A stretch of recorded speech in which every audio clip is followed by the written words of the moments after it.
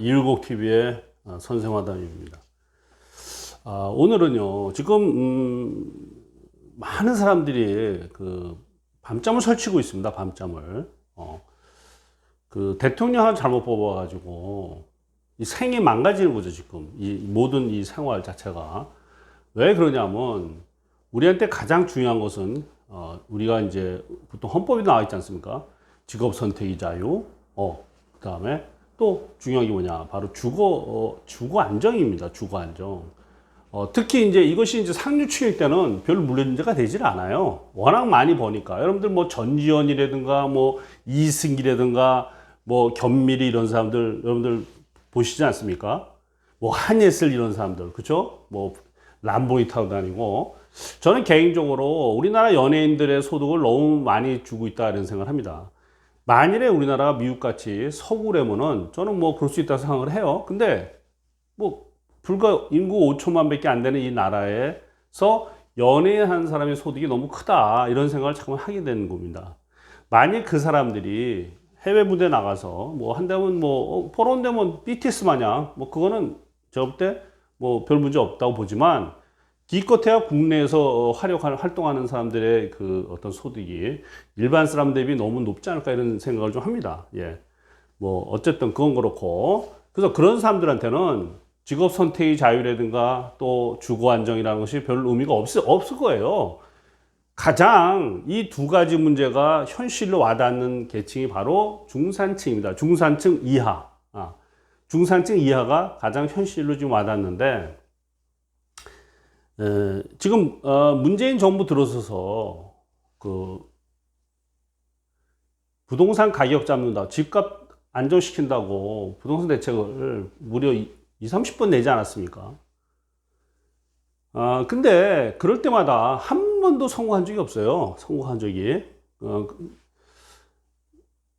이제 어떤 분들은, 그쵸, 우리가 유튜브에서 이제 부동산에 대해서 얘기하시는 분들, 어떤 분들은, 작년, 재작년부터 계속 이런 얘기 하는 분들이 있어요.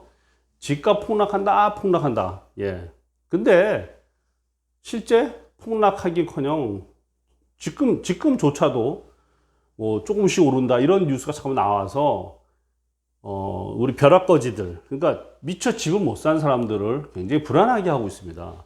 근데 현실적으로 집을 살라고 딱 다가가도 대출 문제에서 막혀서 집을 살 수가 없는 거예요. 그러니까 살려고 해도 살 수가 없고, 그리고 또 팔려고 하는 사람들 입장에서 이제 많이 벌었다 나는 괜찮네 하는 사람 입장에서 팔 수도 없는 거예요. 왜?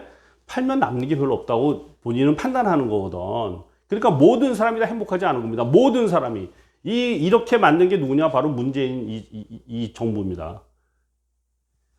왜 집값 하락을 주장하는 유튜브라든가 어떤 전문가들이 왜 틀렸냐 하면요. 제가 그 사람들이 집값 하락 예측한 것은 논리적으로 맞다. 맞는 얘기예요. 그러니까 사실은 재작년 정도의 집값 정도 수준이면 거의 고점 쳤다고 저는 봅니다. 예. 근데 왜 틀렸을까? 왜 틀리고 계속 올라갈까? 자, 제가 정답을 여러분들 드리겠습니다. 2년 전부터 집값이 하락한다고 주장하는 사람들은 제가 볼 땐 자유경제 사상에 물드는 사람이다. 이렇게 보시면 돼요. 다시 말해서 경제 원리에 의해서, 자, 이 정도면 됐다. 이렇게 생각하는 거고, 경제 원리에 의해서. 그럼 왜 올랐느냐? 지금 이 문재인 정부의 특징을 본다면은 빨간색이 좀 진해요. 빨간색이 진하다 보니까 이 집값을 떨어뜨리지 않는 거예요. 그럼 왜 집값 떨어뜨리지 않을까? 여러분들 뉴스타운에서 전에 레닌의 공사나 전략에 대해서 이렇게 실은 게 있어요. 나중에 한번 여러분들이 시간 나시면 보시면 돼요. 뉴스타운 주장에 의하면은 레닌의 공사 전략 중에서 포인트가 뭐냐? 집값을 상승을 시켜야 된다. 그리고 인플레를 엄청 올려가지고 중산층에게 집을 살 수 있는 그 기회를 어느 정도 박탈을 하고 서민들은 아예 근처도 못 가게 해야 된다는 거예요. 제가 이제 조금 이제 레닌이 주장한 그거에 정확한 단어로 얘기한 게 아니고 이걸 약간 제가 풀이한 거니까 그건 양해 바라고요. 그래서 어쨌든 레닌이 주장은 뭐냐면은 집값을 계속 올리고 인플레를 막 자극을 해서 사람들로 하여금 막 어쩔 수 없는 경지에 달하게 하면서 동시에 과도한 세금을 매겨가지고 그렇죠? 과도한 세금 공화국을 만들어서 중산층을 무너뜨려야 이 사람들이 다시 말해서 공산주의 그 체제가 유지되는 그 어떤 근거가 된다는 거 주장을 한 거예요. 레닌이 그렇게 말했다고 주장했다고 그 뉴스타임스에 나왔습니다. 예. 그러니까 그 얘기 뭐냐면은 결국 빈부차를 확대해서 가난한 사람들을 많이 만들수록 그 이 공산주의 정권에는 굉장히 유리하다는 겁니다. 그러면서 그 수많은 이 정말 무기력하게 가난한 사람들이 많은 그런 사람들한테 정부가 이렇게 돈을 베풀면서 쉽게 말하면 이제 베네수엘라가 비슷하죠, 그렇죠? 베네수엘라 그렇게 해야지 그 체제가 자기네 체제가 유지된다는 그런 거를 주장했다고 레닌이 주장했다고 뉴스타운에서 얘기한 겁니다. 예. 저는요, 제가 실제로 공부하거나 실제로 내가 하지 않은 이상은 반드시 제가 인용을 합니다. 왜? 그래야 되니까. 우리가 전문가들이 가장 실수하는 게 뭐냐면은 자기의 이론도 아니고 자기가 정확히 모르면서 자기가 아는 것처럼 얘기함으로써 이 사실은 문제가 많이 발생하거든요. 제 유튜브에서는 그런 일이 절대 없습니다. 제가 어디서 배우거나 그리고 그 사람이 주장할 때는 반드시 인용을 하니까 이해해 주시기 바랍니다. 예. 자, 그렇다면 레닌의 주장에 따르면은요. 레닌의 주장이 따르면 현 정부의 부산 정책을 우리는 이해할 수 있습니다. 예. 집값을 절대 떨어뜨리지 않고 세금을 무지막지하게 매겨서 중상층을 없애는 게 어떻게 보면 이 문재인 부동산 정책의 포인트가 아니었을까라는 생각도 합니다. 예. 자, 그러니까 정리한다면은 부동산이 폭락해야 한다고 주장하는 그 전문가들 2년 전부터 그 논리가 맞다. 예? 맞다. 비록 코로나로 인해서 돈이 많이 풀려서 돈의 가치가 하락해서 올라온 거 맞지만 이미 재작년 정도 2019년 말 정도의 이 집값이면은 어느 정도 고점을 쳤다고 보는 것이 바로 자유경제주의에 다시 말해서 자유경제, 그쵸? 미국식 어떤 사고방식에 의한 합리적이고 타당한 논리예요, 이게 맞는 논리입니다. 예. 근데, 레닌의 주장대로 본다면은, 결코 이 정권이 추구하는 바는 그 경제 논리 다 필요 없다는 얘기예요. 다 필요 없고, 인위적으로라도, 무리해서라도 집값을 올리고, 어떻게든지 견인하면서 여기에 세금을 과도하게 때리고, 가난한 사람들을 많이 만듦으로써 자기네들이 돈을 지급함으로써 이 정권을 유지하는 그런 방식을 택하지 않았냐라는 것도 제 생각입니다. 자, 그렇다면 제가 여러분한테 물어보겠습니다. 집값이 하락할까요? 상승할까요? 네? 집을 지금 따라가 살아야 되나? 팔아야 되나? 그렇죠? 제 얘기를 듣고 생각하시는 분이 있는데 여러분들 결론을 속단하지 마십시오. 제가 이제 할 얘기가 아직도 많이 남아 있어요. 자, 그렇다면은 제가 왜 문재인 정부가 뉴스타임이 주장한 레닌의 원리대로 지금 가고 있냐에 대해서 제가 여러분들한테 예시할까 합니다.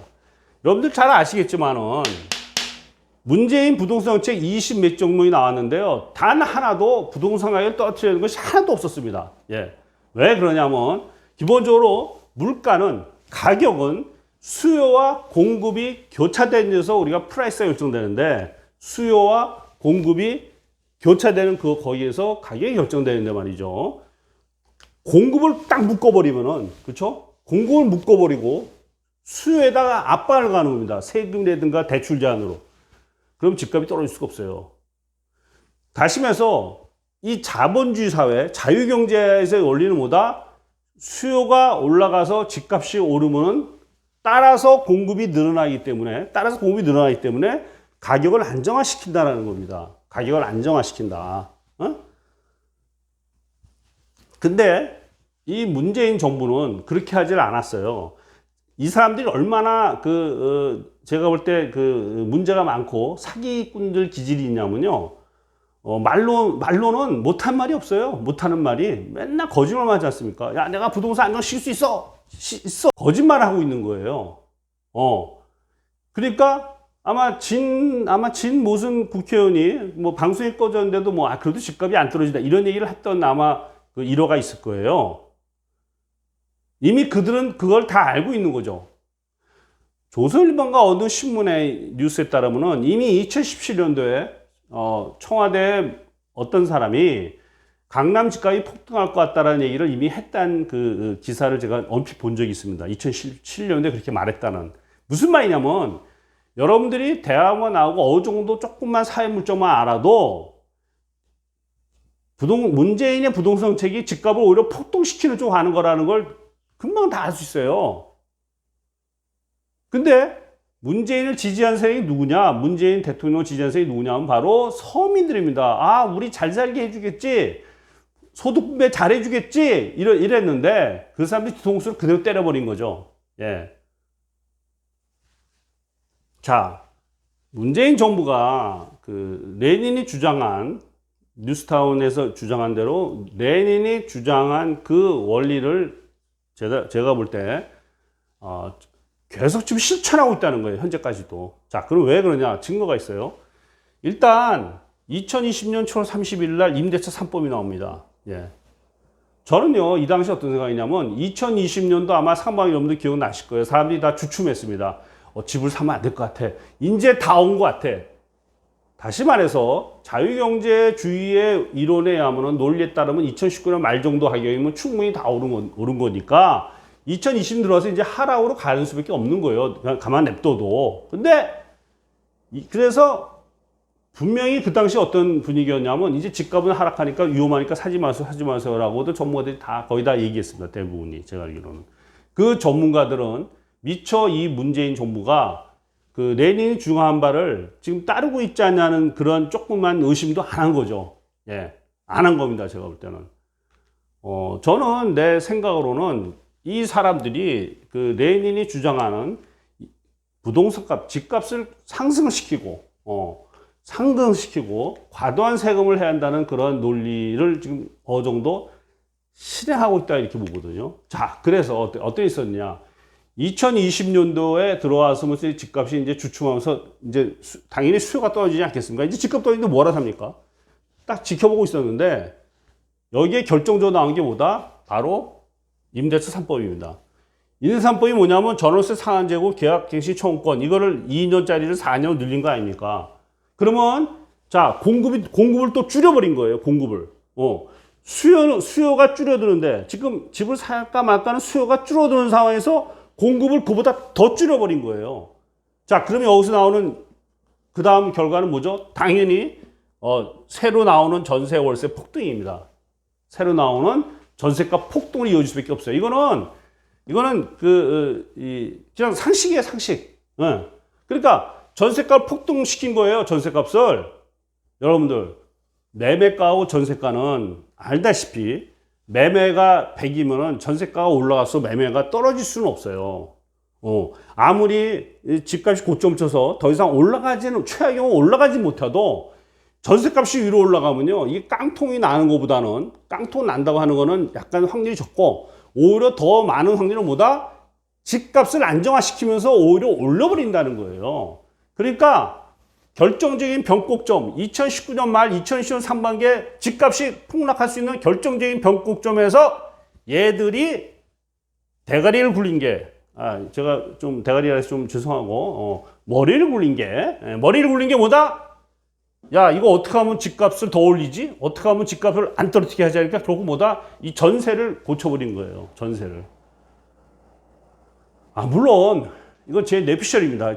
저의 생각이고 저의 주장이니까, 어쨌든 제 생각은 집값이 이렇게 하락하게 되면 얘들의 근본적인 근간이 흔들리기 때문에 이걸 어떻게든지 막아야 되겠거든, 하락하는 거를.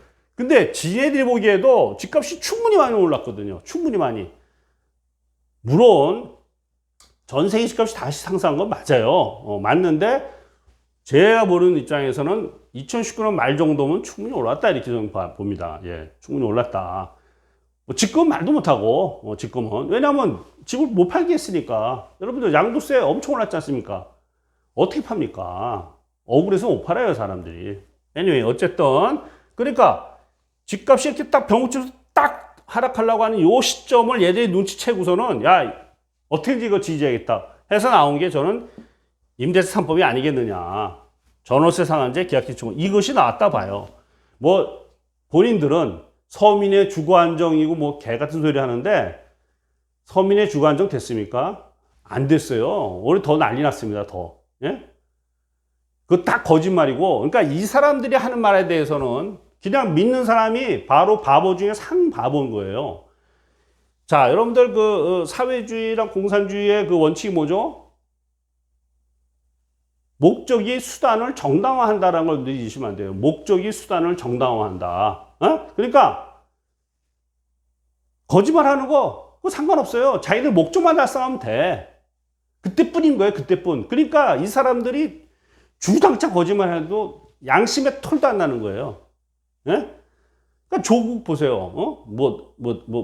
어쩌? 참, 우리가, 이 문재인 정부에서 한 가지 우리가 얻은 게 뭐냐? 하나의 득이 딱 하나 있다면 뭐냐면은 조국이가요, 조국이가 문재인 대통령이 집권하기 전만 해도 아주 양심 있고 공정하고 진실되고 성실하고 잘생기고 멋지고 똑똑하고 그런 교수로 비추었다는 얘기입니다. 그래서 그 당시에 조국 교수 한마디 하면 우르르르르르 야 그래 시대의 양심과 시대의 학자가 얘기한다 이러면서 다 이 사람을 존경해 마지 않았어요. 이 조국이를 존경해 마지 않았다 이 얘기예요. 박근혜 시대 때는. 생긴 것도 멀쩡하게 생겼지 않습니까? 생긴 것도 멀쩡하게 생겨가지고 이게 기본적으로 가장 무서운 인간들이 뭐냐면 양두구육이에요. 양두구육. 양의 얼굴을 하고 늑대의 마음을 가진 인간들이 가장 여러분들이 상대하기 어려운 인간들입니다. 인생을 살면서. 그러니까 여러분들 제 얘기 들어보세요. 여러분들 사기꾼 중에 인상 나쁜 사람 많지 않아요. 예를 들어서 말이 거칠거나 아니면 뭐 이런 사람 중에 사기꾼 없습니다. 왜? 사기를 칠 수가 없으니까. 대개 사기꾼들은요 엄청나게 점잖게 보여야 돼요. 그리고 말도 아주 천천히 합니다. 천천히 말도 생긴 것도 굉장히 양심적이고 선량하게 생겼어요. 근데 그 사람이야말로 진짜 사기꾼인 걸 우리가 아셔야 됩니다. 사기를 친 사람들은 무슨 생각을 할까요? 일단 나의 이미지를 상대방한테 좋게 만들어야 되잖아요. 좋게, 멋있게. 안 그러면 누가 넘어가겠습니까? 예? 그러니까 이미지 관리를 철저하게 생각한단 말이죠. 사기치기 전부터. 그러니까 엄청나게 점잖고 선량하고 양심적이고 어쩌고 양의 머리처럼 보이는 거예요. 양의 머리. 마음은 뭐다? 늑대와 여우 같은 마음을 갖고 있는 거죠. 여러분들 주변에서 굉장히 친절하고 상냥하고 돈 잘 쓰는 사람들 조심하셔야 돼요. 역으로. 아, 이 사람이 혹시 나한테 뭔가 노리는 게 없을까? 이런 생각도 꼭 해야 됩니다. 이 세상에 공짜는 없다. 이 세상에. 예? 세상에 공짜는 없어요. 그러니까 여러분 주변에 그런 사람들 있으면 조심하셔야 돼요. 이 바로 문재인 정부의 특징은 뭐다? 특히 조국의 특징은 뭐다? 우리가 속았던 겁니다. 근데 이번에 조국 사태로 모든 것이 다 드러나지 않습니까? 모든 것이. 물론 그 사람이 뭐 살인범보다 뭐 그런 건 아니죠. 그렇지만 한 나라를 이끌 만한 리더로서의 문제하죠, 완전히. 투성이죠. 그 조국의 정체가 폭로나지 않았더라면은, 예? 폭로나지 않았더라면 미국의 조국이가 대통령 되는 그런 끔찍한 사태가 있었을 거예요. 그때는 또 다른 문재인 정권이 또 탄생을 한 거죠. 예. 다행히 그거를 윤석열이라는 사람이 나와서 그래도 막아낸 겁니다. 따지고 보면. 윤석열이라는 분이 볼 때는 참을 수가 없었겠죠. 자, 그런 식으로 이 집값이 딱 폭락하려고 할 요때에 딱 요거를 발표해서 이거를 집값을 끌어올린 거예요. 누가? 얘들이. 정말 나쁜 사람들이죠. 정말 나쁜 사람들이에요. 제가 볼 때는. 예. 그러니까 이런 사람들 말을 믿는 대깨문 이런 인간들은요. 정말 제가 할 말이 없어요. 근데 저는 기본적으로 대깨문의 존재를 별로 믿지도 않아요. 저는 대깨문이라는 존재가 뭐 이렇게 많다고 보지도 않고 그냥 뭔가 짜고 치는 세력이 있지 않느냐. 여러분들 쉽지 않습니까? SNS에서. 그쵸? 익명성이 보장되니까 뭐 짜고 치는 군단 한 몇백 명 만들면 되는 거 아니겠어요? 뭐 저는 그냥 그런 생각이 들어요, 갑자기. 저 뇌피셜이지만. 자, 그래서 집값이 딱 집값 떨어지려고 때 요거 나오면서 요걸 터뜨리면서 집값을 또 올린 겁니다. 또 올렸어. 예. 그리고 또 올리면서 세금 막 때리는 거예요. 야, 이러니까 집값 오르니까 니네들 막 부자들 조져야 한다. 부자들 조져야 한다. 이래가지고 거기다 또 무슨 뭐 세금 막 때려버린 거예요. 자, 여러분들 세금을 때리면 어떤 일이 발생할까요? 어떤 일이 발생하냐면 공급이 또 없는 거예요. 공급이. 제가 누차 얘기했지만은 가격은 수요와 공급에서 결정된다 이 얘기예요. 공급이 없으면 수요가 없다 하더라도 집값은 절대 떨어지지 않습니다. 오히려 더 올라갑니다.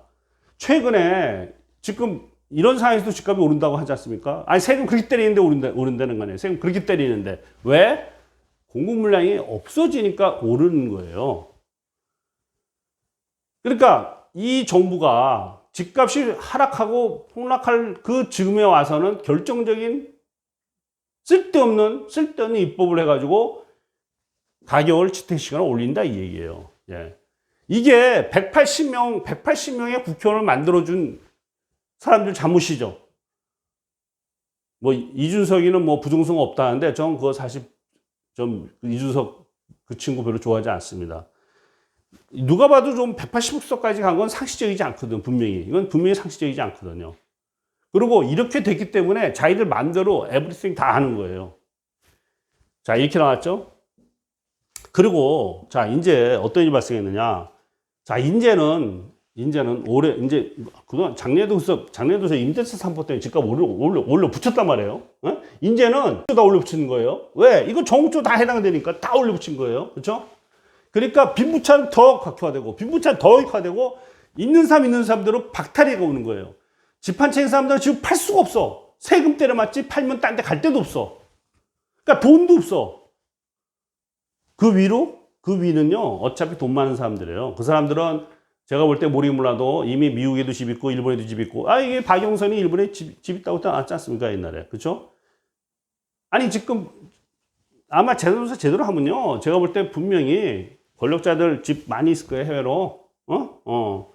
자, 그래서 2020년도에 그렇게 해서 집값을 딱 올려버렸단 말이에요. 부추기고. 그리고 보니까 이게 또 그래도 집값 떨어질까도 불안하거든.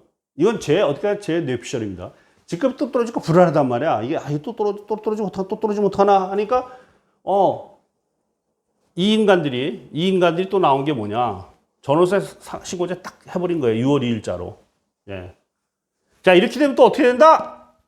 이렇게 되면 또 월세 물량이 또 줄어드는 현상이 발생하는 거예요. 그럼 어떻게 된다? 제가 얘기했죠. 전세값, 월세값 또 오른다는 거예요. 그러니까 이 친구들이 정말 질이 나쁜 거는 집값 하락을 안 시키려고 오히려 집값을 어떻게든지 버티거나 올리게 하려고 그래야 세금 공학이 되니까 그렇게 하려고 딱 해보니까 꼭 요걸 건드린단 말이에요. 전월세를. 그렇죠? 임대차 3법, 전월세. 이게 뭡니까? 다 서민용 아닙니까? 중산층이나 서민용이에요. 자, 노골적으로 이렇게 한단 말이죠. 이건 제가 오해했는지 모르지만 그러다 보니까 뉴스타임이 주장하는 레닌의 그 정책, 공사나 전략에서 집값을 상승시키고 인플레이션을 유발하고 세금을 엄청 매겨가지고 중산층을 몰락시켜서 가난한 사람들을 막 깔게 하고 거기다가 돈을 주면서 우리한테 의존하게 한다. 그 뉴스타운의 그 기사가 제가 생각나는 겁니다. 그래서 이거 제 우려일 수 있지만 혹시 이것들이 그런 쪽으로 이렇게 나가는 게 아닐까 하는 그런 걱정을 하는 거죠. 걱정을. 그럼 지금 집을 살려고 해도 여러분들 아시잖아요. 지금 너무 무리해야 돼요. 너무나 많은 무리를 해야 되는데. 그러니까 지금 여러분들 집 살려는 분들도 고민할 거예요. 유튜브도 막 나눠져 있단 말이지. 그러면 제가 여태까지 얘기한 게 뭡니까?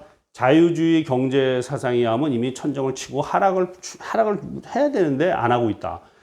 이 레닌주의에 따르면은 얘네들은 레닌주의에 의거해서 어떻게든지 집값을 안 떨어뜨리려고 발버둥 치고 있다 이렇게 되는 거죠.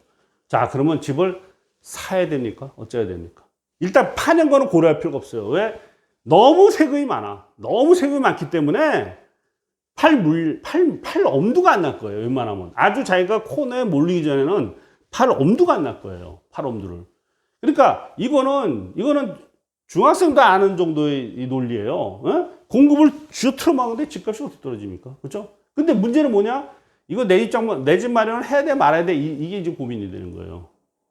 또 지금 뭐 또 이런 얘기 나왔죠. 자꾸만 그 지네들이 발표한 것들 뭐 3기 신도시 뭐 등등등등등 이게 뭔가 불화성이 강한 거예요 지금. 그러니까 과천에서 바로 어떻게 했다? 4천 뭐 정부처럼 이거 다 취소되고 또 딴 데 4,300 한다는 거 아닙니까?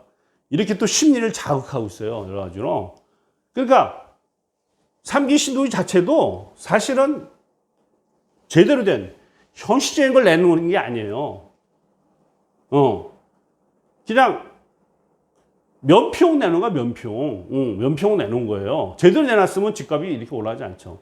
왜 그러냐? 집값을 어떻게든지 올리려고 하는 게 이들의 목표니까. 그래서 어떻게든지 가난한 사람들을 많이 깔아모아하고 잘 사는 사람 소주로 만들어서 얘들이 적대하게 하고 미워하게 하고 이게 얘들의 목표가 아닌가 이런 생각이 드는 거예요. 물론 제 뇌피셜이지만. 자, 그러면은 이제 현실적 문제 들어가자고요. 현실적 문제 들어갔을 때 지금 집을 사야 되나 어쩌나 하는 거예요. 여기에 대해 저한테 제가 답을 못 주겠어요. 왜냐하면 자유경제에 따르면 이건 참 안 돼요. 근데 레닌의 이론에 따르고 얘들이 나오는 정책을 보면 얘들의 의도가 뭐냐. 어떻게 집값을 올리려고 한다는 걸 내가 느끼거든요. 말로는 떨어뜨리려는데 안 됐대.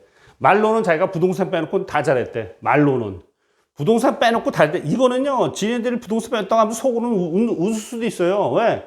아니, 내 전략이 부동산 떨어뜨리는 게 아니거든. 내 전략이. 내 뜻대로 들어갔거든. 왜? 그걸 어떻게 할 수 있느냐? 임대차산법과 전월세 신고제를 보면 알 수가 있다, 얘기예요. 이들의 입을 쳐다보지 마시고요. 입을 쳐다보지 말고 이들이 하는 수단을 보셔야 돼요. 입은 사기꾼들 입이기 때문에 의미가 하나도 없어요, 입은. 그럼 뭐다? 어떤 정책이나 어떤 수단이 나왔냐를 따져야 된다, 이거지. 자, 그러면 현 상황에서 집을 사야 되나 팔아야 되나, 파는 건 일단 빼자고요. 집을 사야 되나 어쩌나 하는데, 여기서 제가 생각하는 건 뭐냐면요. 자, 현재 사회주의 이상과 자유경제 사상, 다시 말해서 수요 공급의 원리 또는 금리가 있어요. 특히 금리 문제로 인해서 충돌한다 이 얘기예요. 그러니까 사는 게 맞는 건지 아닌지에 대해서 우리 구독하신 분들은 이걸 판단해야 돼. 자, 이거 집을 사는 게 이 사회공선주의 사상이 이길 거냐, 우월할 거냐. 그럼 이제 이게 뭐다? 그럼 베네수엘라 가는 거고. 그렇죠? 지금 완전히 다 망가졌어요. 부자들 다 도망가고. 자, 이게 이길 거냐? 얘가 이기느냐? 아니면은 지금 코로나로 돈이 많이 풀리고 미국 경제가 살아나고 있는 이 와중이기 때문에 제가 볼 때 연말 정도 가면 미국에서 금리가 올라갈 거예요. 전 세계적으로 금리 상승이 진행될 거다. 왜? 경기가 어느 정도 회복해 가고 있으니까. 그러면 지금 현재 대출 금리에서 좀만 더 올라도 이게 버겁습니다. 버겁기 때문에 이제 있는 강제적인 공급이 이루어지는 거예요. 강제적인 공급이. 그렇죠? 강제 공급이 이루어진다 못하나 집값 당연히 폭락할 수밖에 없어요. 금리가 올라가니까. 이 금리 상승세는 절대로 올해 하반기에 오르면 그걸로 끝나는 게 아니고 지속적인 상승이 될 확률이 많습니다. 지속적인 금리 상승이. 왜? 전 세계적으로 통화가 너무 많이 풀렸거든. 자, 미국이 자기네 나라에서 화폐가 너무 많이 풀렸을 때 이걸 금리 상승해서 돈을 끌어들이는데 뭐 우리는 뭐 따로 가면 되지 않냐. 너 절대 그게 되질 않아요. 미국의 달러가 금리 상승하면 우리는 그보다 더 많이 오르면 올랐지 안 따라갈 수가 없습니다. 안 따라갈 수가 없어요. 예. 우리가 이게 안 따라갈 수 없어요. 우리가 이렇게 같이 이걸로 다 교육을 하는 거잖아요. 미국이랑 한국이랑 뭐 유럽이랑 일본 이 다 교육을 하는데 달러 베이스로 교육을 한다고 해요. 달러 베이스로. 근데 달러가 금리가 상승한다. 여기 따라서 안 올라갈 수가 없습니다. 이건 당연한 거 아닙니까? 자, 이게 바로 뭐다? 자유경제 사상의 논리에 의한 그 집값의 추이예요. 다시 말해서 금리가 올라갈 때 집값은 문제가 생기겠죠. 그렇죠? 자, 제가 볼 수 있는 뭐다? 수요를 틀어막고 공급도 틀어막으면서 지금까지 억지로 이 부양했던 이 집값이 과연 금리 상승을 과연 싸움에서 집값을 떨어뜨리는 요소와 집값을 어떻게든지 유지시키는 이 두 인자가 충돌해서 누가 이기냐는 거예요. 누가 이기냐. 그거는 저도 모르겠어요. 왜냐하면 얘들이 너무 터무니없기 때문에.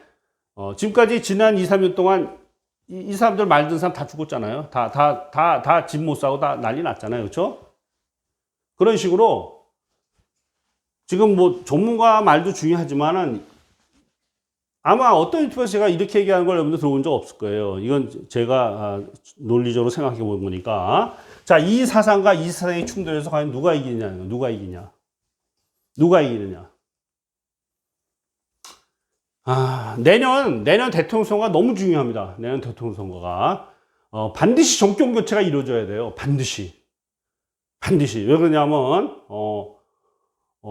내년에 이제 정권 교체가 이루어진다면은, 일단 제가 볼 때는 집값은 상당히 하락할 수 있다. 상당히 하락한다고 봐요. 왜냐하면, 일단 세금 정책이라든가 이런 걸 다시 한번 이걸 만질 테니까, 다시 한번 이거를 만지면서, 이제 드디어 빨간색이 사라지고 제대로 된 정권이 들어선다면은 하나하나 다 이렇게 해보면요, 이게 집값을 충분히 쉽게 하락할 수 있거든.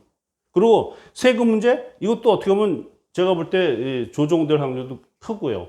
단지 걱정은 뭐냐면은 이 문정부가 하도 많이 돈을 뿌려대서, 하도 국채를 많이 발행하고 하도 돈을 많이 뿌려대서 그게 걱정인 거죠. 그게 걱정인 거죠. 여기서 만일에 위기가 터진다, 금융위기가 다시 온다든가 뭐 이럴 수가 있다, 이렇게 뭔가 문제가 크게 발생한다, 빵 터지면요, 그런 경우는 무조건 자유경제가 이기는 거죠. 무조건. 응? 이렇게 억지로 집값을 올리려고 했던 이런 무모한, 말도 안 되는, 터무니없는, 정말 있을 수 없는 그런 정책들이